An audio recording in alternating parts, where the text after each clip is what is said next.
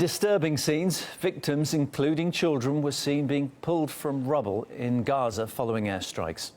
Medics and emergency workers on Thursday recovered the bodies of 6 victims, including 4 children. Local media say all of the victims were part of the same household. Since Monday, 109 people have died in Gaza, according to Hamas Health Ministry, 28 of them believed to be children. Meanwhile, Israel says it's massing troops along the Gaza border and calling up 9,000 reservists. That's as fears grow of an imminent ground invasion of the Hamas-ruled Gaza Strip. Israeli troops, though, haven't entered the enclave, but artillery and tanks have been firing into the Strip overnight.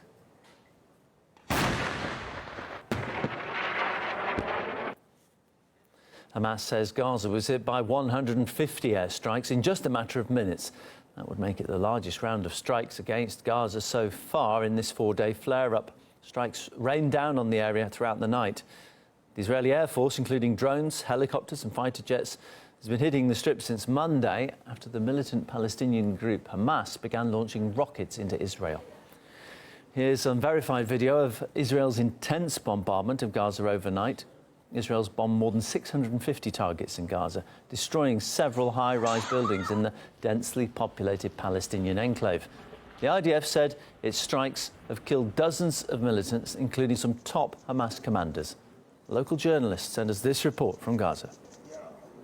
The scene where I am is very tense for the moment, as Israeli warplanes and Israeli tank infantry have intensified their shelling and the bombardment of the Palestinian Gaza Strip. The population here are being forced to stay indoor because of the intensity of the chilling in the second day of the Al-Fitr Eid, and actually it is one of the largest Israeli attack on Gaza in the last few days, and the people of Gaza, as I said, stayed indoor. And following up on the incident from news on the social media, and people are saying that children are screaming out of the volatile situation of the loud bombardment around them, around the cities and towns.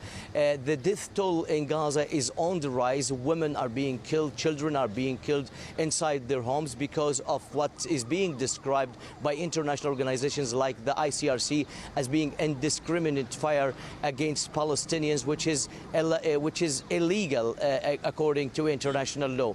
The infantry troops, Israel has beefed up a presence on the border lines, and it is likely that Israel will take sort of action on the ground invasion for the Gaza Strip. And I would like to mention here that the Palestinian resistance factions, including the Islamist Hamas and the Islamic Jihad, have warned against such an invasion by the Israeli troops, saying that there will be some sort of retaliation, a strong retaliation to any ground attack by capturing more Israeli soldiers, by attacking the Israeli soldiers who are to attack the Gaza Strip.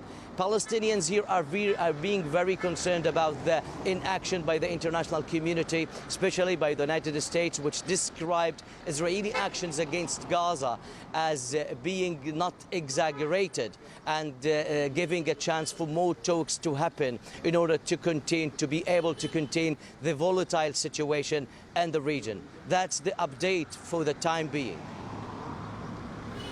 The number of casualties has been rising daily since Monday. So far, 109 Palestinians have been killed in the conflict. 7 Israelis have also died, including a soldier killed by an anti-tank missile and a 6-year-old child hit in a rocket attack. Meanwhile, Hamas says it's already fired 50 rockets into Israel in the latest exchange of fire.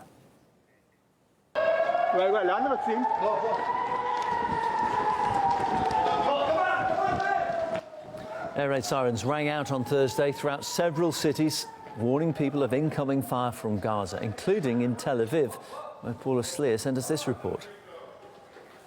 The sirens are sounding here in Tel Aviv. I've just woken up and I'm just going to walk through the apartment to go outside and see what's happening. So I'm just switching on the lights because it's about 1 o'clock in the morning, and They're coming from that direction, and there's usually a pause after the sirens and then an explosion as to where the rockets have landed. This is not the direction one should be moving in. Actually, most people are sleeping in sheltered rooms. I was sleeping in a sheltered room up until now. All people should be hunkering down.